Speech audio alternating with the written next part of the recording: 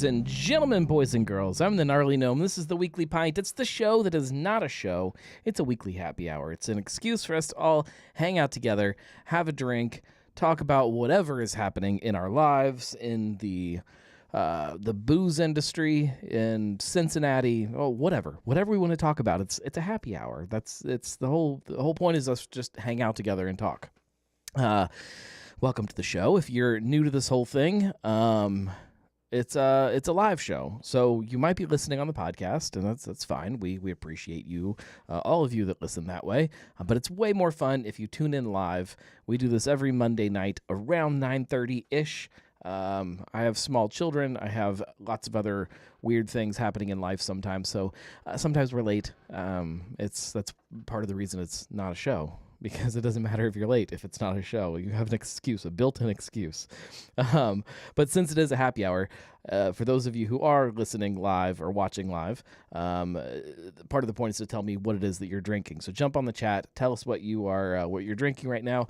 If it's not some kind of booze, it's okay. We don't judge you.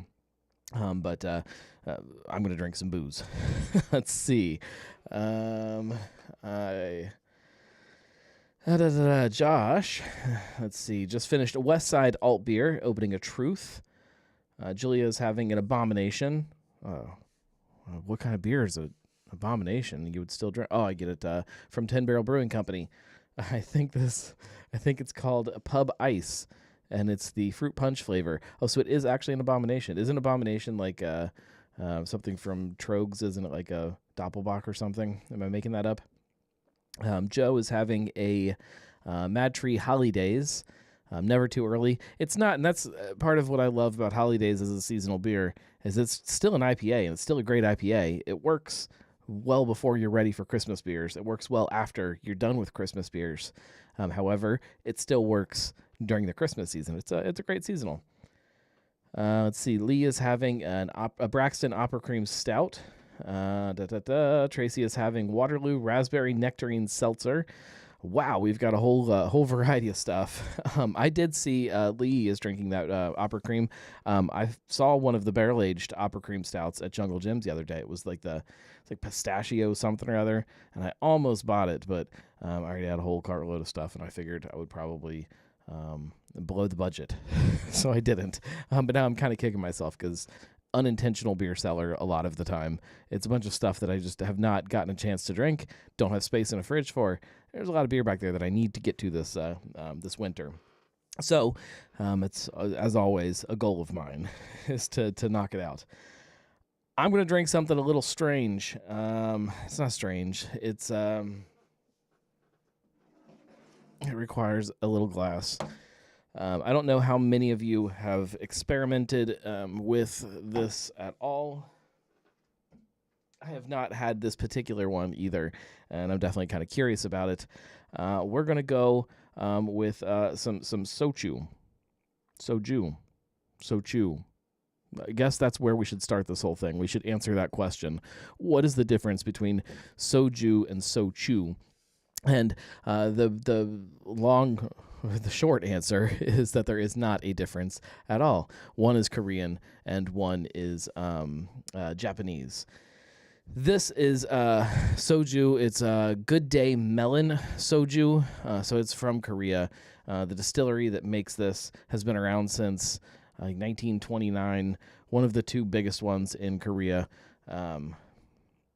It's called Muhak, I think. That's probably not how you pronounce it, but it is basically a vodka, like a light vodka is the way I've always considered both soju and shochu, is that it's just kind of a watered down vodka, usually with some kind of other flavor, although there are plenty that are not flavored. They're just plain melon. All right. Typically when you see people open these, there's all kinds of weird rituals and stuff that people do. I've seen people shake them up, and so I think where this comes from, back when the quality was not as good as it is today, there was a lot of sediment that would happen in these bottles, so they would shake them up, and they would do this thing where they kind of hit them like this, and it kind of foams all over the table then, and it's supposed to get the sediment out or something. It's ridiculous. They also do this weird thing where they take it and like hit it on their elbow before they open it. I don't understand what that is for either. It's just weird rituals. We're just gonna do it the American way. We're just gonna crack it open. All right. You can just pour it in a tiny little shot glass. It's not as crazy as far as alcohol as a lot of vodkas will be. This one is only. It is labeled as a vodka. That might be a United States thing, though, that it has to be. I don't think it says. Oh, there it is. 13.5% ABV. So, all right. Cheers, everybody. Or ganbei, I think is that Korean? Somebody look that up. Okay, yeah, like it smells like melon. Maybe a little like bubblegummy too. That's yeah. All right, bottoms up.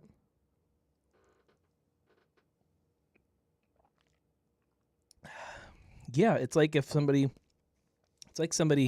mixed fresh, ripe melons with a little bit of kerosene is kind of what that tastes like. It's fine. I can definitely get behind that. We're going to drink that. I'm going to sit here and I'm going to keep drinking that. Oh, I even made artwork for this. Oh, man. Except now I don't remember. There it is. Look, I made the little thing. What is soju anyways? So I can tell you a little bit about the history of it if you want. Why? Get a little lit here. It started as a rice-based vodka, basically.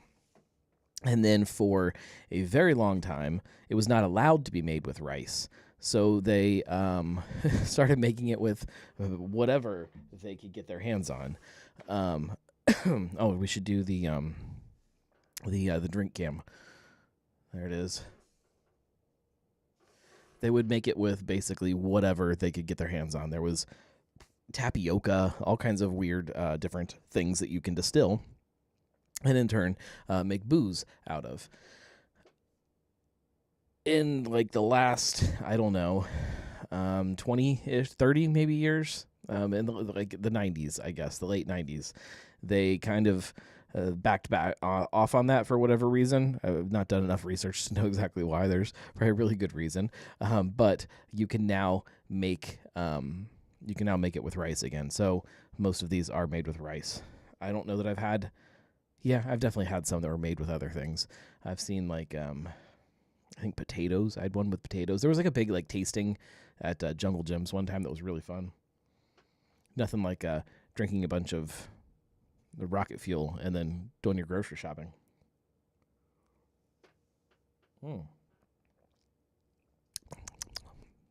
That's good. I will do another way of drinking this. I've gotten lost down a couple of YouTube rabbit holes in the last few days trying to learn a little bit more about how to drink this stuff. I have seen the biggest way is just like this, just sitting there and drinking it.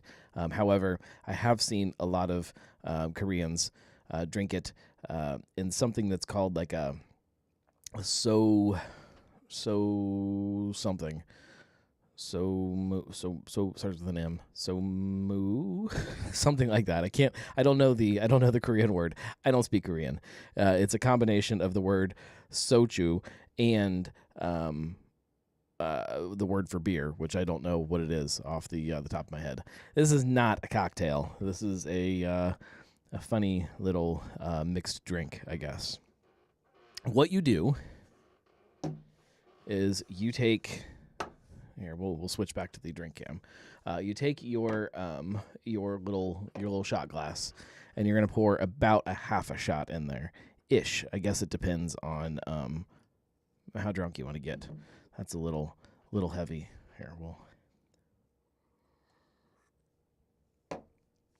there, about that. Mike Jew is Korean for beer. So yeah, it's so my, I believe. So May. something like so make. There we go. Thank you, Josh. So make is a soju and beer cocktail, which gives away exactly where I'm going with this. You take about a half a shot, and you take that and you put it in your beer glass. In my case, my sweet little fig leaf half pint. And again, the amount of soju that you can put in here is all up to you. And then you go with a. That's not what you put in there. You get a light beer. And you go about a half of a beer in here. Half of a beer, as in half of these little tiny glasses.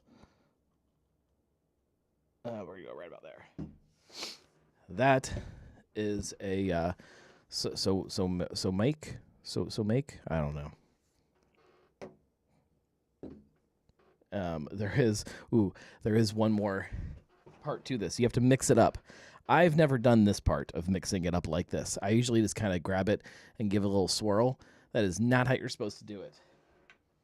You're supposed to take a spoon, and I'm not making this up, I swear. You just take it and you like stick it in here with like some kind of violent force, and that's supposed to mix it up. Hopefully I don't break this glass. That would break my heart. Oh yeah, it did kind of work a little bit, I guess. It probably was not as violent as you're supposed to do it. Whatever. I'm not a violent person. I'm a very calm person. All right. So there we go. So make whatever. It's a beer and soju. One of the people that I saw that was drinking this, their reasoning for this was that a lot of Korean beer doesn't have a lot of flavor. It just kind of tastes like nothing. So you add the soju to give it some kind of flavor. In theory, this should taste like a nice little light melon lager. Let's see. And I don't know if you're supposed to sip on this or just down the whole thing. It seems like something you should probably down. I don't know.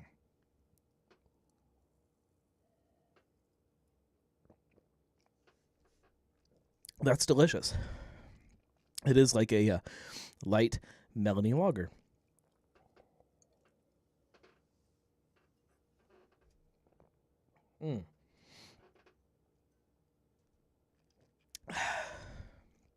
I could drink that like normal.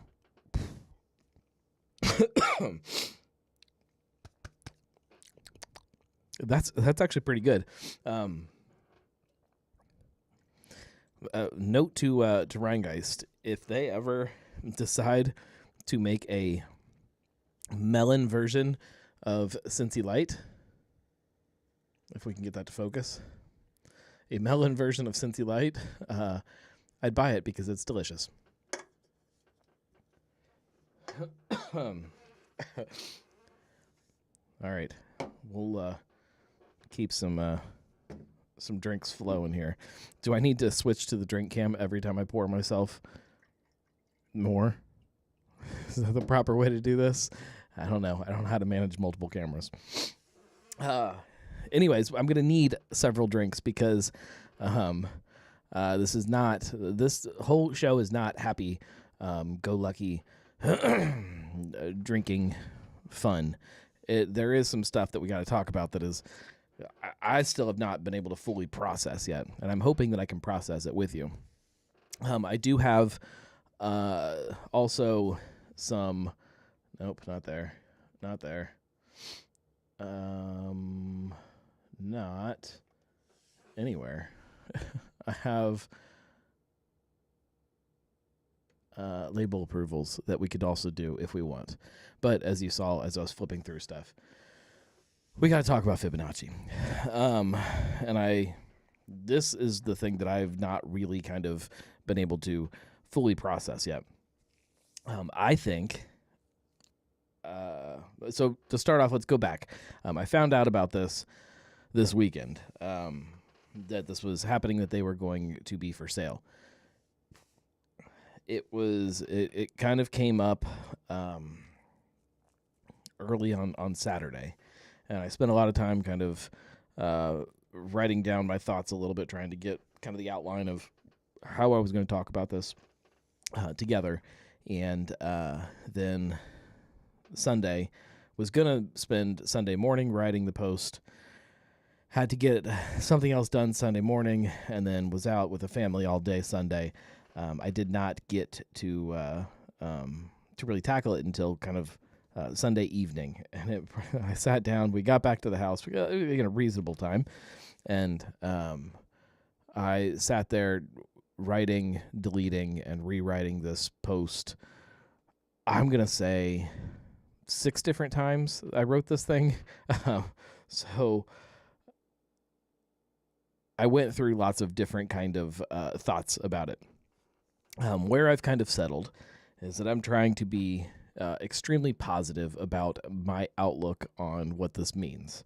To give you guys kind of the short end of it, ownership, Betty and Bob, as most people who have been there know, they're, for lack of a better way of putting it, kind of tired.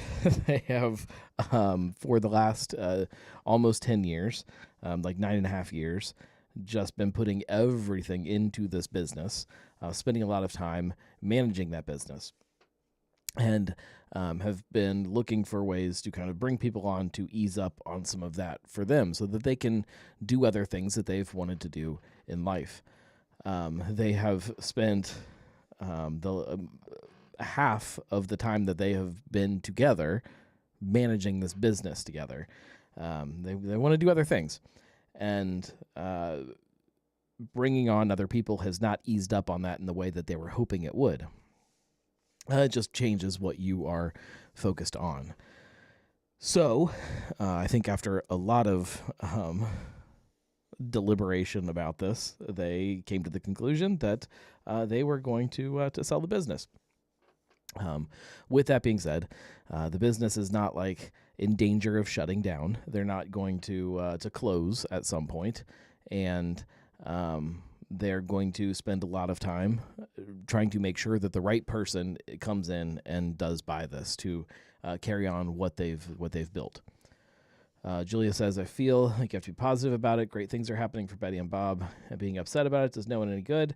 It won't change the current path Fibonacci is on. I still don't really like it, though, because of the potential negative outcomes that may or may not happen. What I'll say about that is throughout the lifespan, and we're just using Fibonacci as the example here, the amount of things that have popped up that could have gone wrong, that could have been a bad story, are extremely high. We're talking about a tornado that ripped off part of the roof of their brewery. Obviously, a global pandemic, countless different things that have popped up. People have come and gone through the business. Brewers have come and gone. People that are really important to the functioning of this place. And throughout all of that, the path still goes forward, and things still today are where they should be. There is no reason to believe that there's no reason to believe that path does not continue in a positive way. I understand the fear, and I obviously have some of that fear myself too, of somebody coming in and ruining it. That is because of examples of other places. We've never been in this situation with Fibonacci, with Bob and Betty. You have to kind of trust this foundation that they've built and this soul of a brewery that they've built. And that's what I'm trying to remind myself right now. And that's kind of what I wanted to get across in the blog post that ended up being the one that I published. I don't know that it was that good of a job to do that because, I just, getting my mind wrapped around this has been a little difficult. Christine says blog post was so well written. Well, thank you. I do appreciate that. I'm not happy with it. This is one of those blog posts, and there's a lot of these when it's something that really means a lot to me. Before it goes live, there are several versions, many versions in some cases that get written and rewritten, and then even once they're live, I'll read it and I'll have a whole different way in my head that I'm like, that's not really the way I should have expressed this or that or anything, and so I could rewrite it 4 more times tonight and have 4 more different ways of saying what I want to say. it's a very strange kind of feeling. We get really attached to these breweries, which is the way it's supposed to be, but it's also it's not very fair to the owners of these places. Betty and Bob deserve to be able to sell this business that they've built, to go down this path, and to not have all of us kind of shouting that the sky is falling because of it. That isn't fair to them, and I know that. But we really do become so attached to these places and these people and these ideas that that make it what it is. Christine says that's fair. That's the life of an artist. Well, I do appreciate that. Gambe.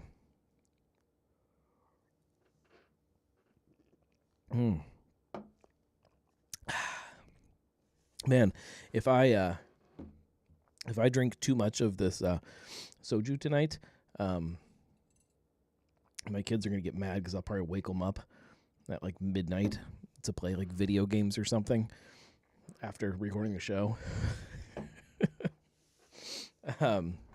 Derek says, "Live to work versus work to live." Yes, there is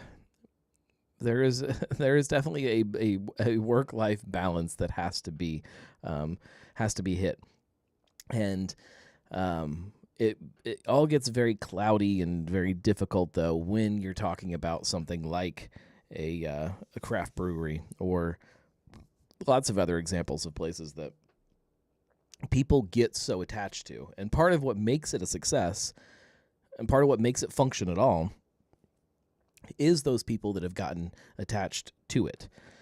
That's, you can't have some of these places without the people that are then gonna be heartbroken when they hear you're selling it. If tomorrow McDonald's sells and some other company owns McDonald's, nobody really cares because nobody has that same type of connection with the business. Applebee's is my favorite example of places that just nobody really cares about. Julia says, "I think they've done a great job of ensuring that Fib is not Betty and Bob, but just because most of us know them and how much they do, it's hard thinking of the place without them. But I agree, without the right person or people, it will be just as wonderful of a space as it is currently." I agree. And we've seen it with lots of other breweries, even here locally. Although Bryant and Bob are still somewhat involved with Rheingeist, they're kind of not. It's moving into the stage of being an employee-owned business. Ownership is different. The people that run the business day to day are different than they were when they opened. And things are fine. Things are still going in the path that we want them to go. And there are plenty of examples of other breweries outside of Cincinnati where that has been the case. And nobody bats an eye. Nobody notices. So I get it. We're all we're very close to it and very emotionally attached to this idea of what Fibonacci is. So it's tough. That's kind of my overarching thoughts about it. I can't promise that I won't have more blog posts come up in the next few months about this, or depending on how long this takes to find that perfect buyer. 6 months from now, you may see me writing something that is a different way of thinking, or who knows? Who knows? There's the whole world in front of us. I would love to get Bob and Betty on the show to kind of talk about everything, but I don't know. I haven't really asked. I talked to Betty this weekend.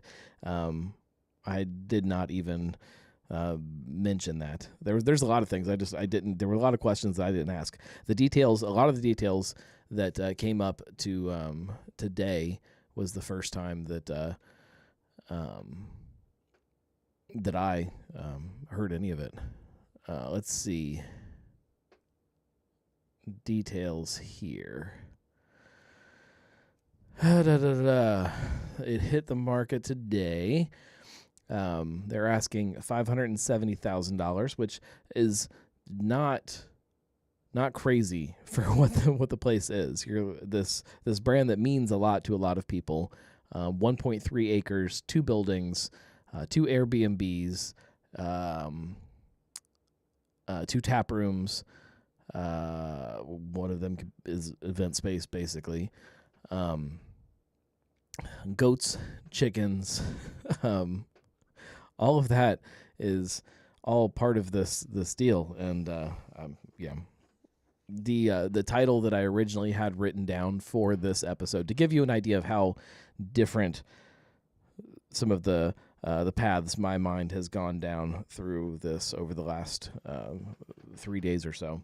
The original working title for tonight's episode of the Weekly Pint was, and just like that, I want to buy a brewery.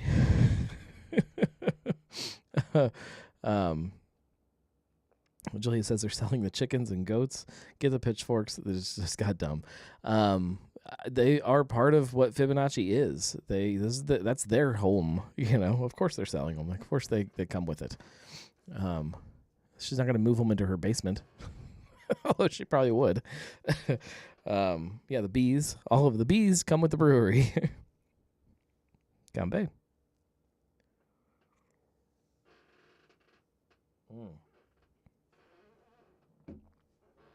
It's so good.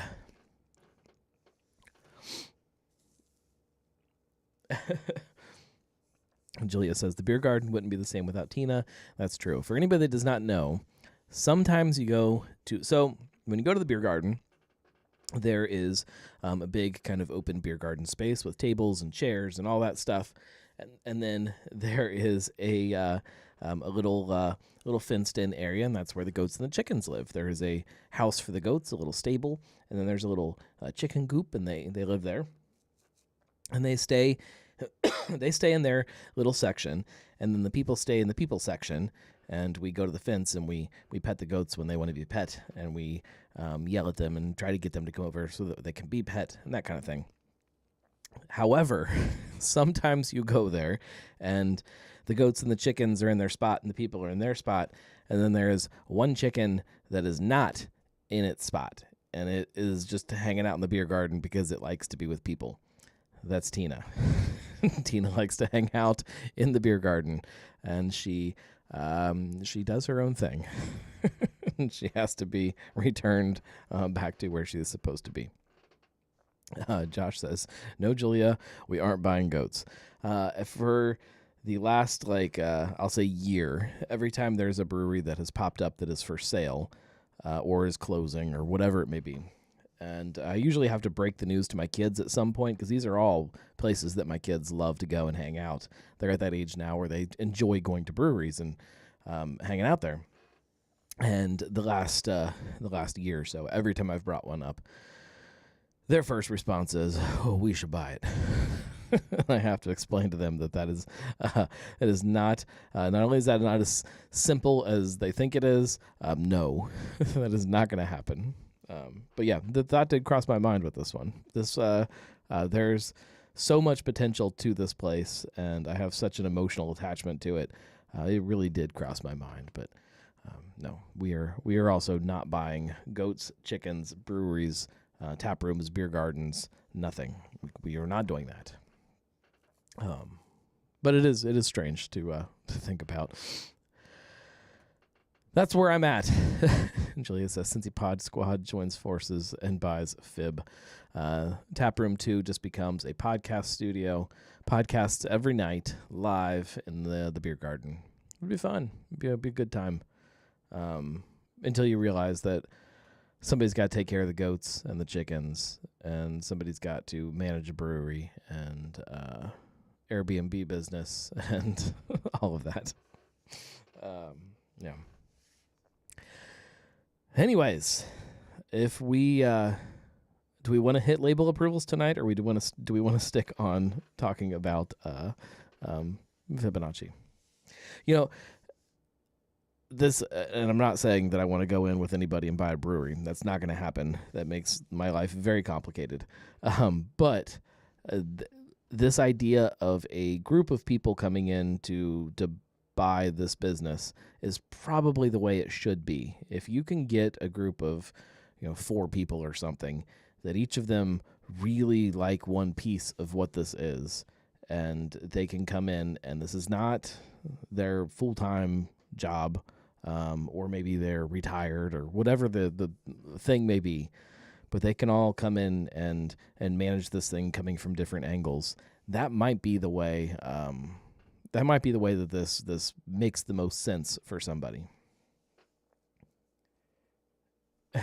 Chickens only live 3 to 7 years, and Tina is 4. See, why does this have to keep getting depressing? Let's not even. Tina's not going to be able to handle the stress of all this. I don't like any of this. All right, let's move on. Let's talk about labels, because that's makes me feel better, I guess. I don't even know if it does. I don't know. All right. I believe. Oh, I decided before I don't have a button for it.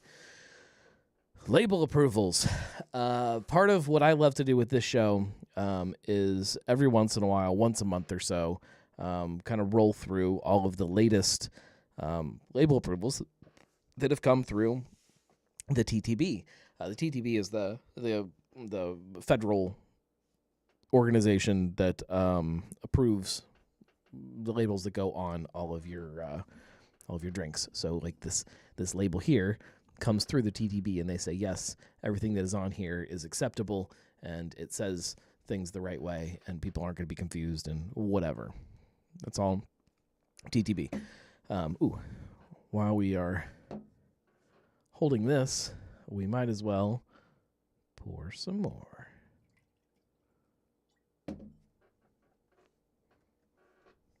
Ganbei.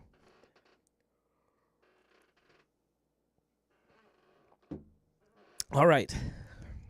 Label approvals. See if I can hit this button right and figure this whole thing out. This should drop me down here.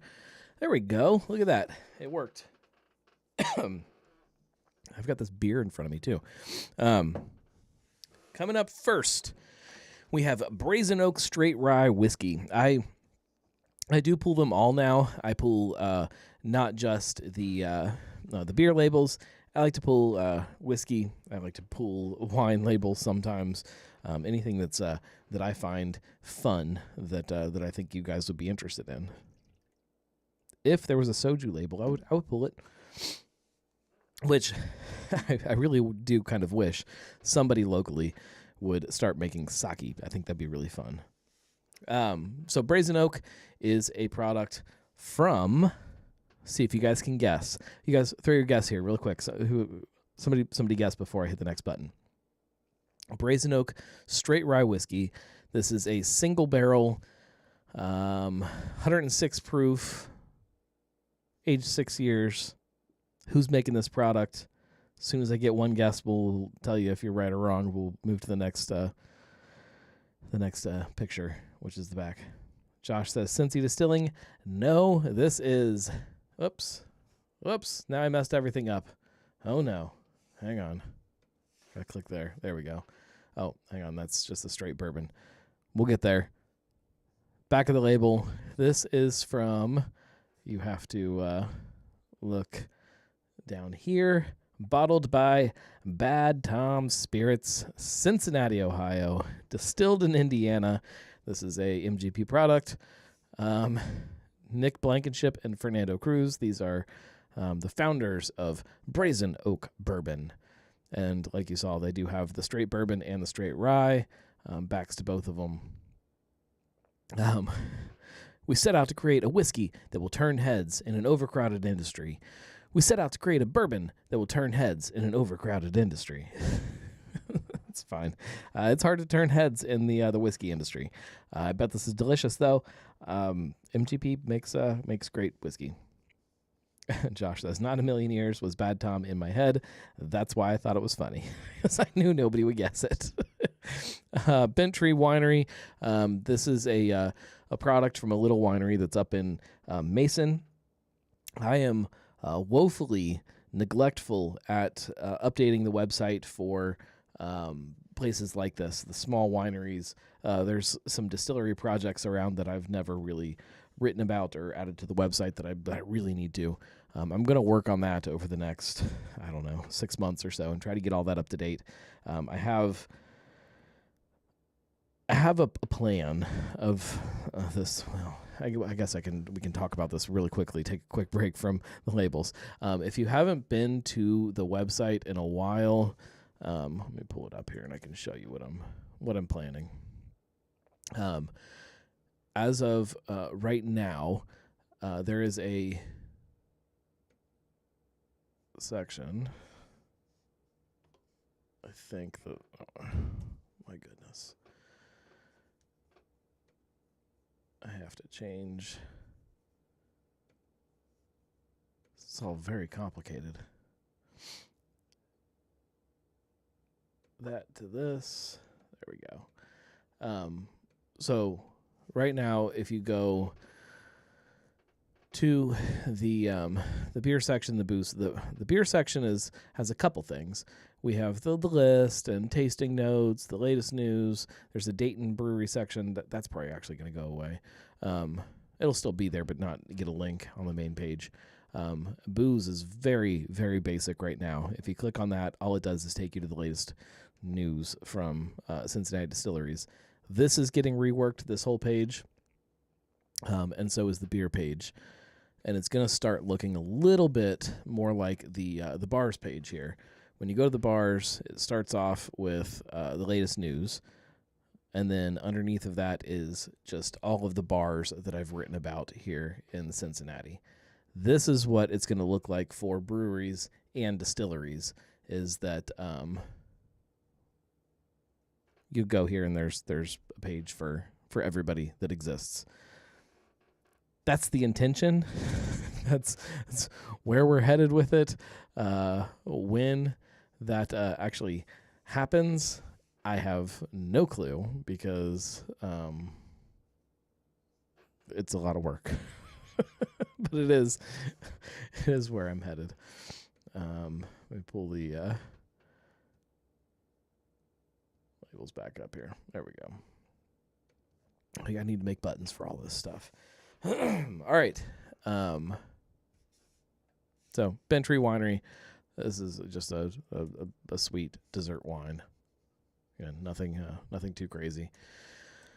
Brink, Dillinator. We've already seen this out in the tap room. It's a citrus wheat. I've not tried the beer. However, in the last 6 months or so, there have been a couple different places that have made citrus wheats that I really kind of enjoyed. Uh-oh. Okay. I use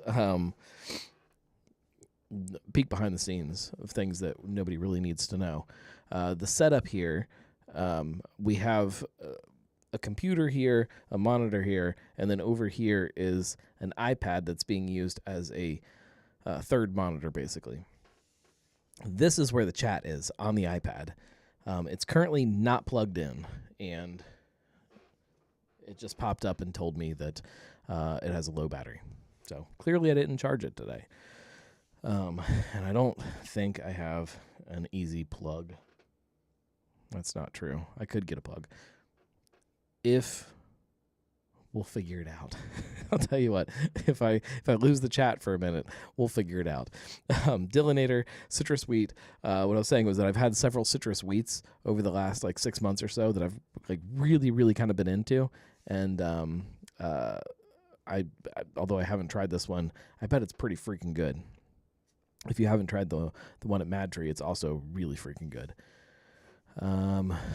Moving on. Now I got this all messed up. Speaking of Cincinnati Distilling, this is a couple different products that they have that have labels that have come through. Staved Barrel Select, straight bourbon whiskey finished with sugar maple wood.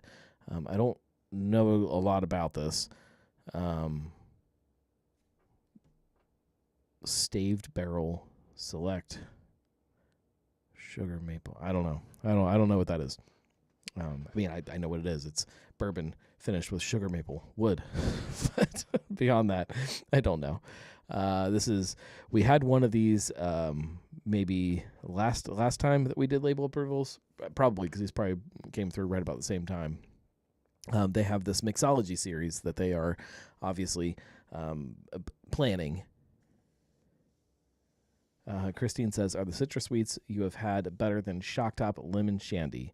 Yes, I will say that the one that Madry has out right now, somebody can tell me what the name is. It's like some Sky Gazer. Is that right? Did I make that up? Sky Gazer wheat maybe is fantastic, and I would say it's better than Shock Top Lemon Shandy.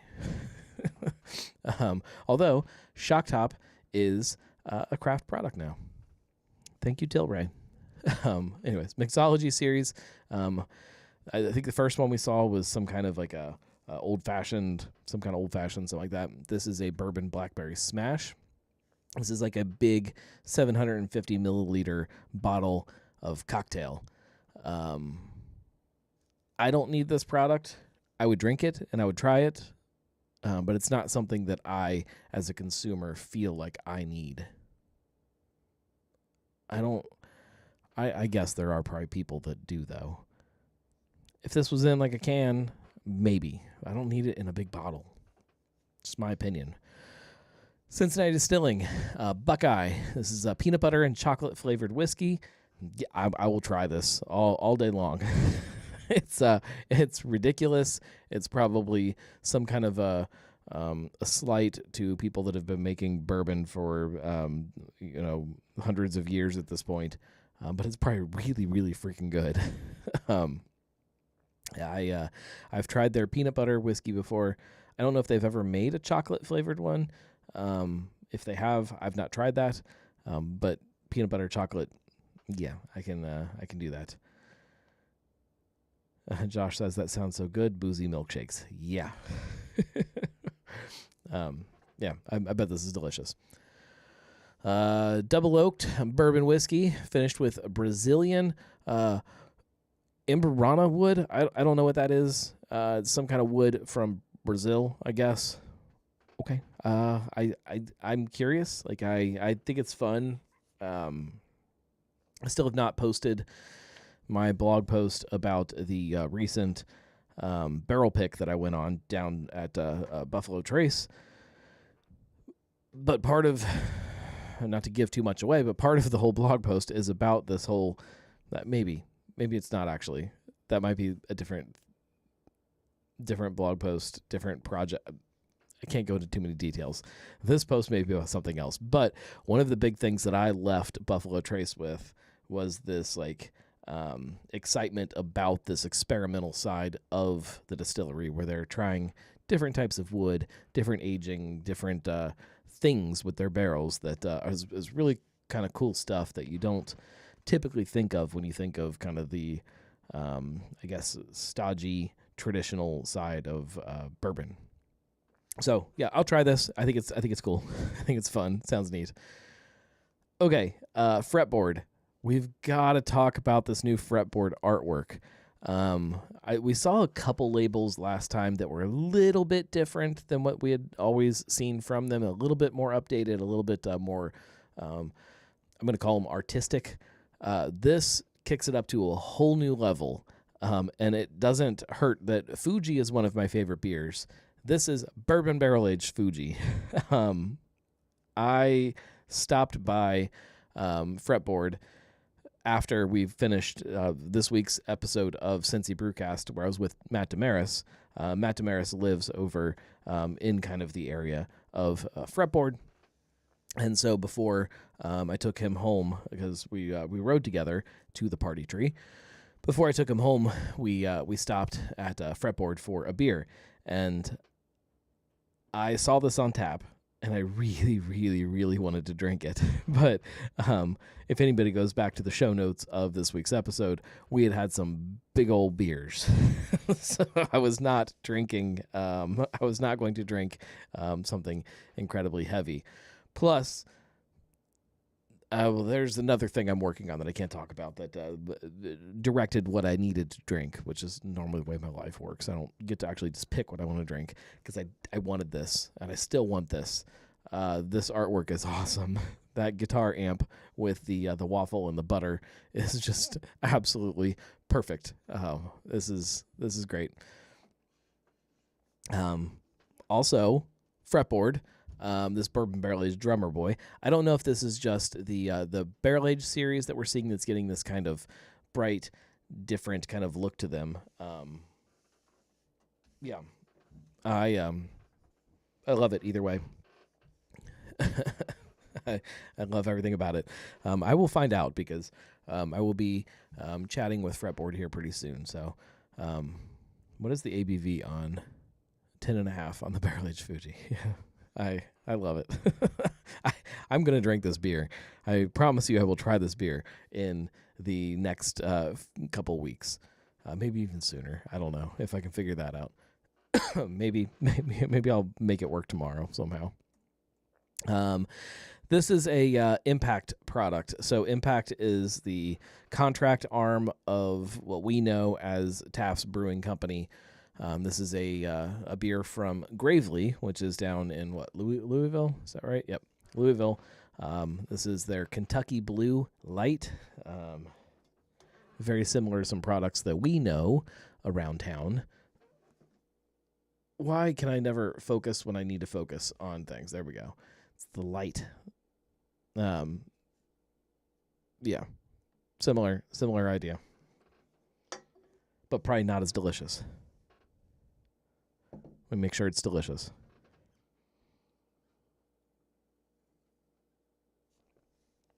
It is. It's delicious. So yeah, Impact product. Moving on. I thought this one was pretty interesting. I saw the little thing before I clicked on it said that this was a label for Cincy Pills. And I was like, all right, what is that? Is that a product from Rheingeist that is now a spinoff of Cincy Light, something heavier, Cincy Pills? Is this a product from the March 1st brand family who obviously has the Cincinnati Distilling, and they have released beers under the Cincinnati Brewing name? Is this a resurgence of the Cincy Brewing Company that was in Lockland?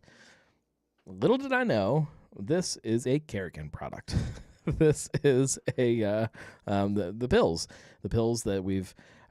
It's not the same beer. New brewer. Chris Mitchell is obviously there now brewing. But a refresh of that branding. Interesting that they went with this Cincy Pills. We'll see where they go with this. Josh says should try to reduce barrel-aged Fuji into a syrup for pancakes or waffles. I think they call that maple syrup. It's already been done. You can get it in a bottle at Kroger, just without the alcohol. This is interesting too. This is a honey wheat from Madry. This is has been on tap.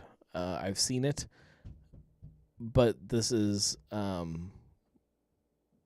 packaging for it called Let's Grow Local Avondale. They are getting ready to do their Let's Grow Local tree planting initiative, and it's in Avondale. I don't know how this beer kind of factors into that. Let's see. Let's Grow Local is a collaboration between MadTree and local partners, focusing on planting trees in climate-safe neighborhoods.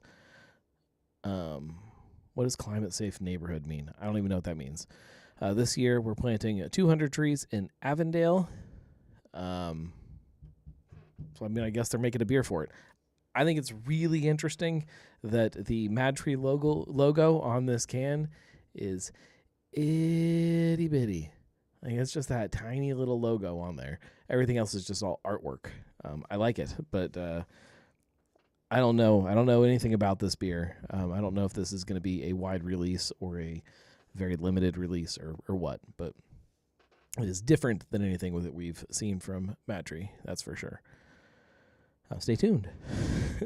I need to stop there and bug some people to figure out what this is. Rheingeist. Rheingeist has a couple of pretty good things. This is the Barrel Aged Cordially Yours.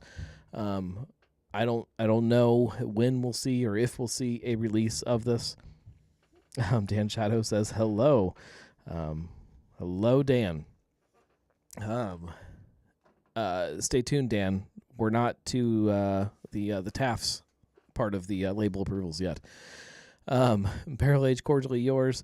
I feel like I've had this beer. I know that Cordially Yours has been released before, and I'm pretty sure I've had a barrel-aged version of it.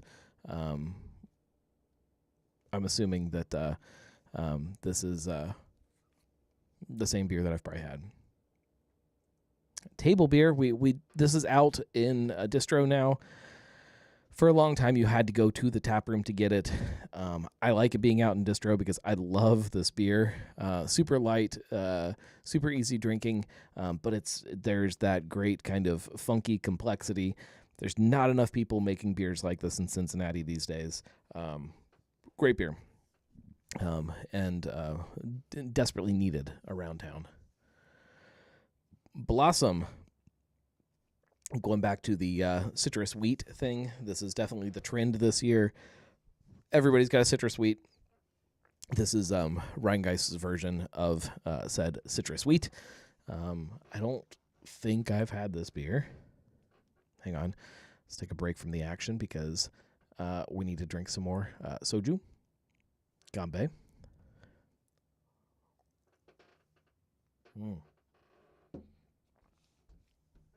It's so good, you guys. Strangely enough, it gets better the more you drink. Wheat ale with citrus peel. Everyone's coming with Blossom. Yeah. I need to try it. I don't think I have before. Mysticor, Hazy Imperial, India Pale Ale. I don't care about hazy IPAs all that much. I don't care about IPAs all that much. This doesn't get me excited at all. I'm sure that there is some great story about what this is made for. 9%. Okay, it just doesn't get me that excited. Julia says, love that label. It's a cool label. Would like to see kind of what this is. I know there's probably a story around this. Doc Hops. When I saw this one, I got excited. There's a guy named Doc Hops. It's not really his name, but that's what we call him. I was hoping that this was a wet hopped beer in collaboration with him. I don't think it is. Every hero needs a nemesis. Hazy IPA. Yeah. Just doesn't get me excited. I just don't get excited about it. It's a cool label. Sam Adams. Gingerbread Brauhaus with Makers Bakers. Sam Adams has been cranking out some fun canned stuff out of Cincinnati here, and I'm assuming that we'll see this around Christmas time. Maybe I'm wrong. Maybe this will be next summer. I don't know. I'm assuming this will be a Christmas release. We've seen some fun like seasonal things like that from Sam Adams. Street Side has a couple different ones here.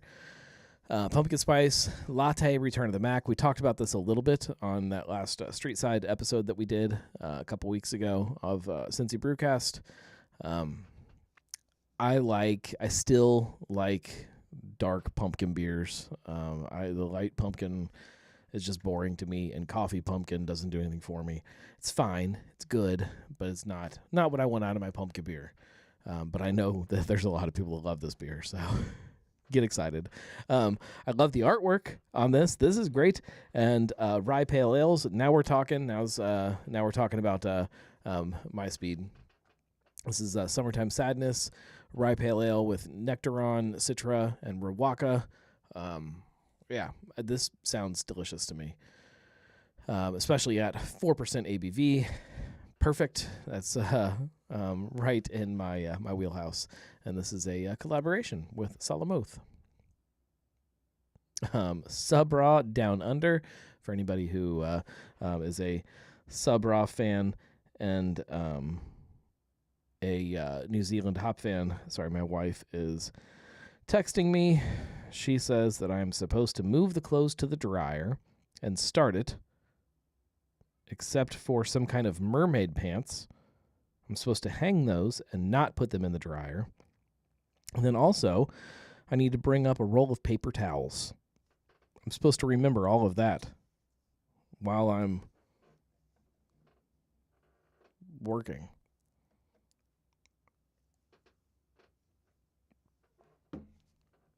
We'll see how that goes. So I brought down under. Okay. It's fine. It's all fine.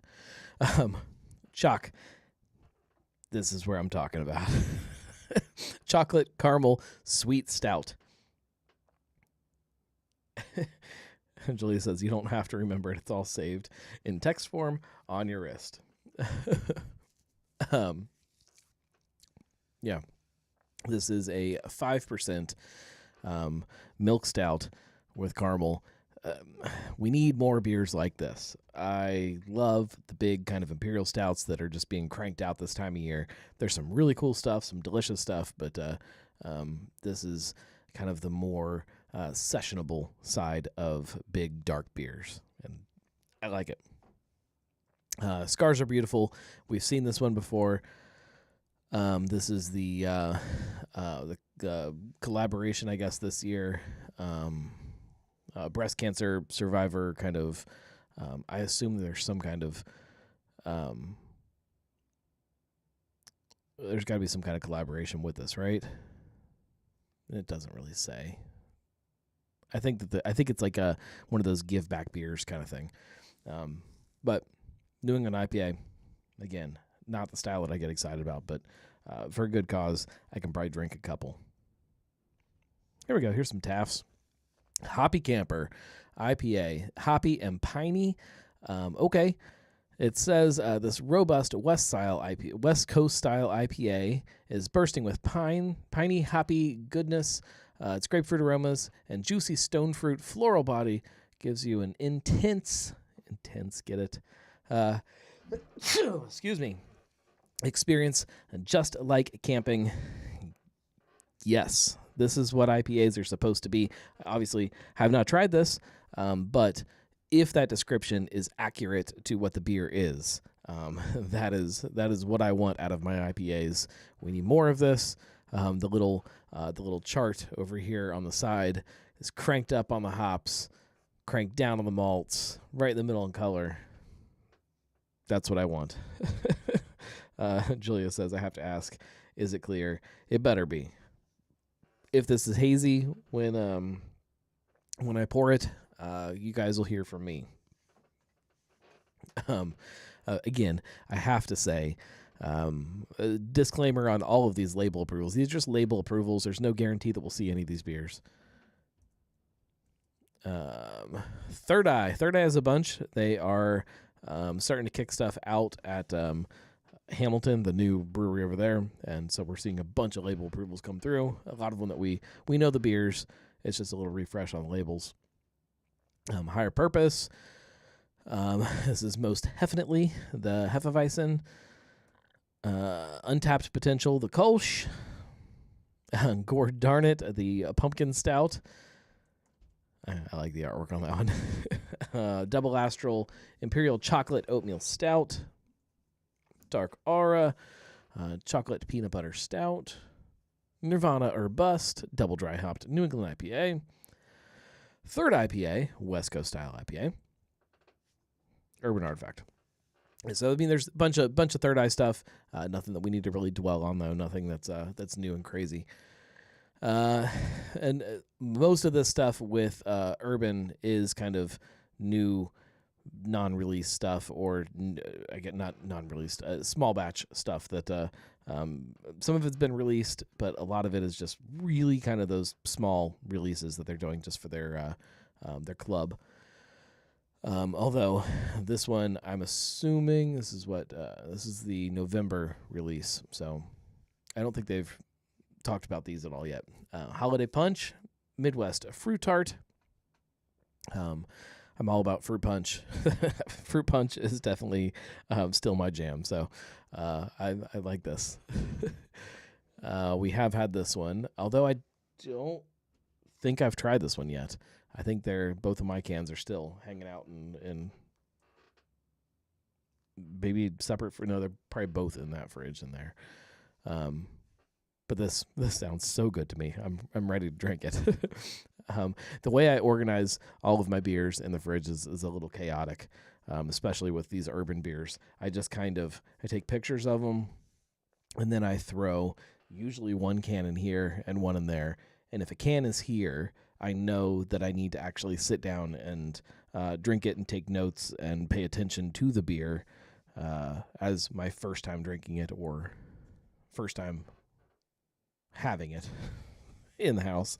If they're in that fridge, I can just drink them whenever and I don't have to pay attention to it. I can just drink and enjoy the act of drinking. But things are a little chaotic right now with Oktoberfest beers and stuff still filling every gap in everything. Fig Bar, this was from September. I still have not tried this one. This is another one of those November ones. The cranberry vanilla cookie. That sounds so good. Cranberry, oats, lactose, vanilla bean. Yep, I can do that. Paw Colada. I have had one of these, and it was delicious. It's exactly what it sounds like. I still have not picked these up yet. They're hanging out in the tap room, still waiting on me. Mangolin Blood Orange, Strawberry Passion Fruit, and there was one more that I don't remember what it was. Sugar Plum, coming back this year, obviously. This is another one of the November ones. Pear Cobbler, Grapefruit and Lime. That's the other one. That sounds good. I still have not picked that one up yet. September, Papaya Pear Smoothie. I don't think I've tried this one yet either. Soursop Sorbet. I have had this one, and it was great. I love their artwork, too. The animals, love them. There used to be a whole code to the animals of what animals were on what can or bottle and what they meant. If there was a certain animal, you knew that there was some kind of adjunct to it. So there was something that was like the spicy, and there was something that had vanilla, and I think all that's out of the thing now. I think you just have lots of random cute animals. Okay, this is a new one. Okay, Cabriole. Cabriole. I don't know. It's a maple berry Midwest fruit tart. Fig, cranberry, blueberry, strawberry, maple syrup, vanilla bean, and cinnamon. It sounds Christmassy to me. I'm going to guess that this is like a winter release. Just a guess, though. But I think it sounds great. It's also 10% ABV. That's a Christmas beer if I've ever seen one. Christmas beers can be bigger like that, even if they are loaded with a bunch of berries. That's it. That is all of our label approvals. That's all I got for you guys tonight. That's a little over an hour, which is way longer than this show is supposed to be. But we do what we want. It's not a show, so we make the rules. Cheers, everybody. We almost killed our bottle. You know what? You guys can tune out if you want to, but I'm going to sit here and I'm going to finish this bottle. And then I'm going to, what am I supposed to do? Take the laundry out of the dryer and bring up toilet paper or something? It's a joke. I remember all the things I was supposed to do. Cheers.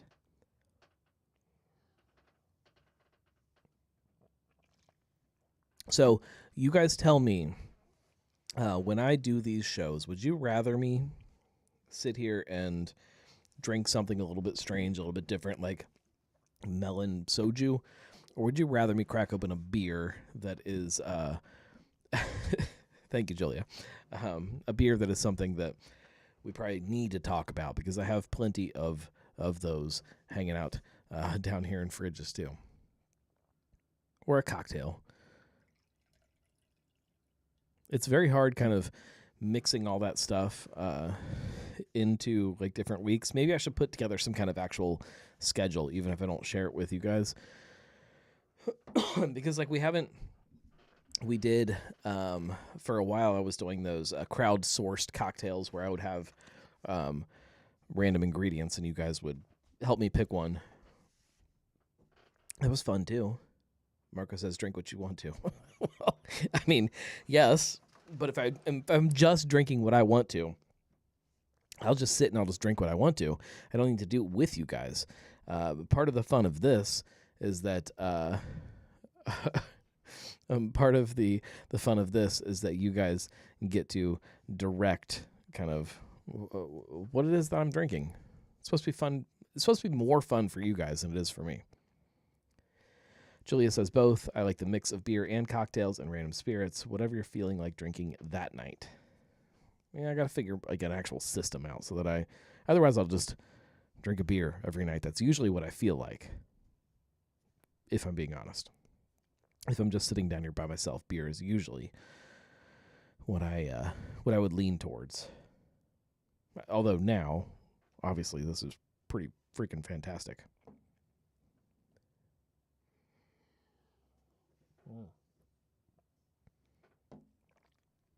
It really does get a lot better as you drink more of it.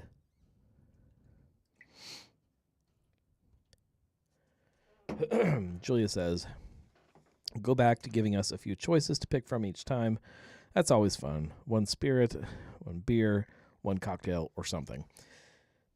Yes, maybe. I would have to put it like as a vote before the show. Dan says, or do that maybe a few times a year. If I was smart, what I would be doing with some of this stuff is then cutting them out and putting them up as short videos on Instagram or TikTok or something like that. But who the hell's got time for that?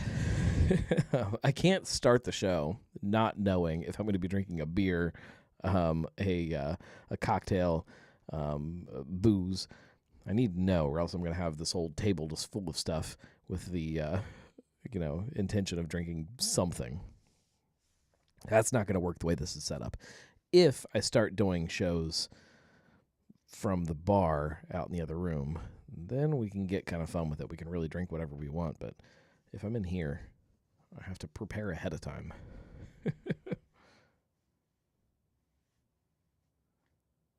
Oh, gotcha. Dan says, do that a few times a year when it comes to your homebrew. Earlier comment. Gotcha. Oh, I see your other comment now. Sorry. It says, start brewing your own and do 2 shows a month about it. One of your brew day and one of your first bottle after it's ready. That would be fun, but I don't have time to be doing that.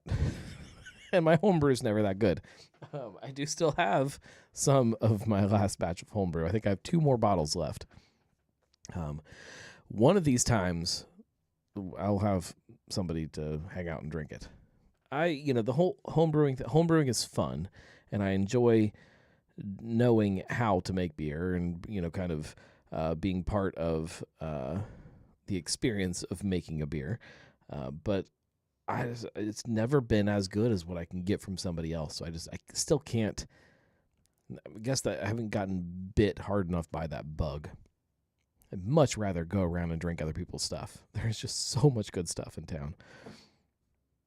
Julia says, let's poke the homebrew. Yes, I can get behind that. Although I need to buy, I did something stupid, and I want to share with you guys what I did that was stupid. Since we are sharing all of our stupid mistakes over a bottle of soju.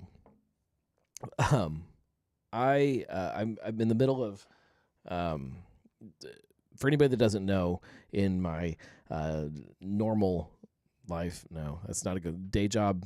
Isn't really good. What I do outside of writing about beer is I am a photographer. That's how I pay for all the other stuff, basically.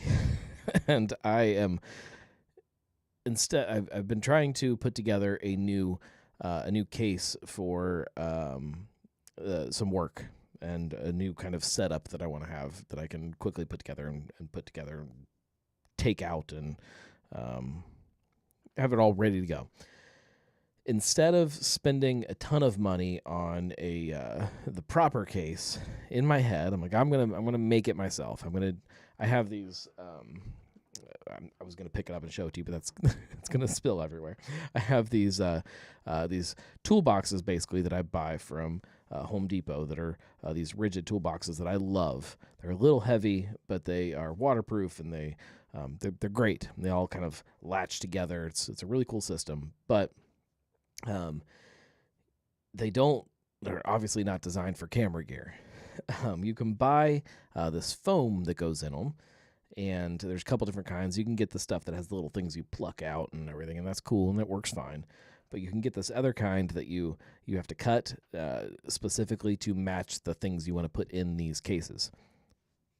That's the direction I decided I want to go. And I think I'm still going that way, but it is really, really difficult to cut perfectly straight and to do this whole thing. And I wasn't going to pay extra for their special tools to do it. So I was decided that I was going to DIY this. So I cut the shapes that I needed, and it was working pretty good. But then to get the depth and to make it as smooth as I needed, I had this really brilliant idea. I had this old metal socket wrench. And I'm like, all right, I'm gonna heat this thing up, and I'm gonna just kind of shove it in here. I'm gonna melt the foam, and by melting the foam, it'll keep it nice and smooth, and I can hit the depth that I want. And it works great. It worked phenomenally. But every time I would have to reheat the wrench over, I was using the camping stove that I always use for poking beers. I'm holding it over it, and this melted foam is dripping onto the camping stove. And so the whole time I'm watching, I'm like, I'm gonna have to buy a new stove. Like, there's no way this thing is gonna last through this. And it held its own. But I'm pretty sure it's probably only putting out like half of the heat that it's supposed to now at this point. So, long story short, I gotta buy a new camping stove before I'm really poking anything. It's gonna take us like 3 hours to heat up the beer poker.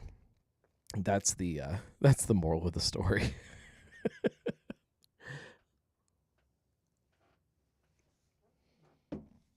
So we're not poking any homebrew anytime soon. All right, guys. Soju is gone.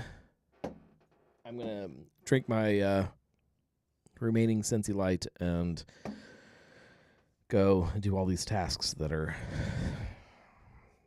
text me. We'll do this again. We'll be back next week, every Monday, around 9:30, depending on what life throws at us.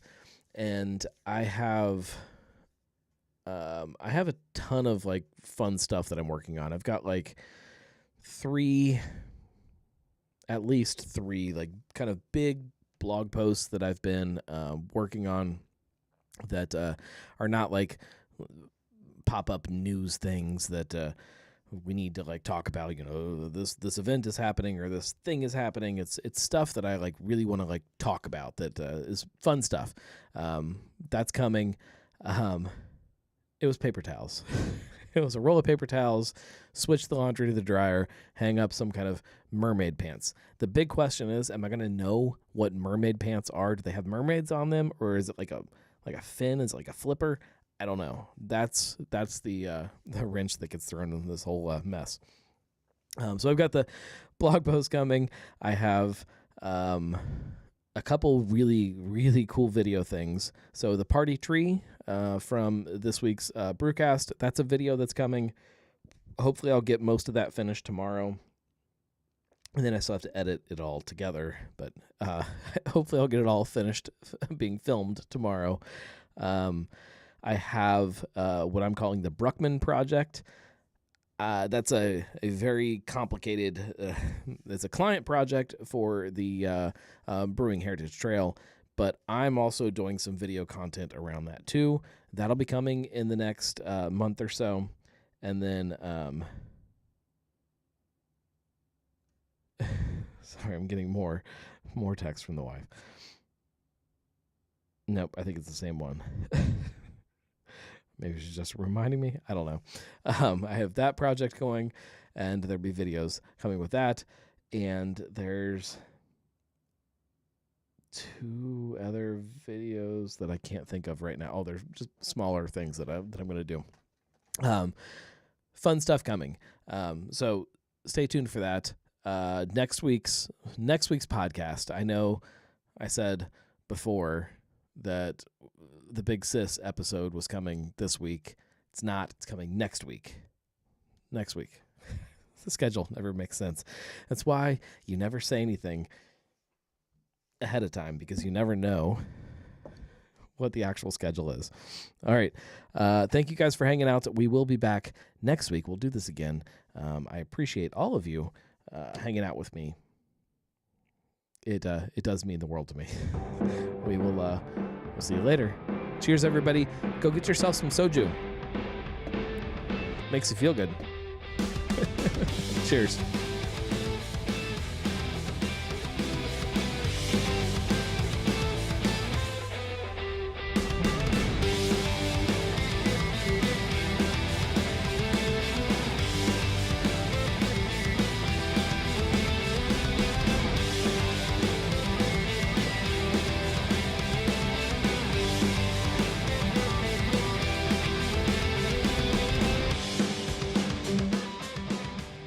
Go into the laundry room now with you guys, with me.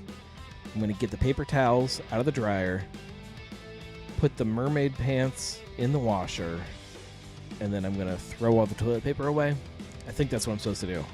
I got this. See? I'm a good husband and a good listener. Cheers, everybody.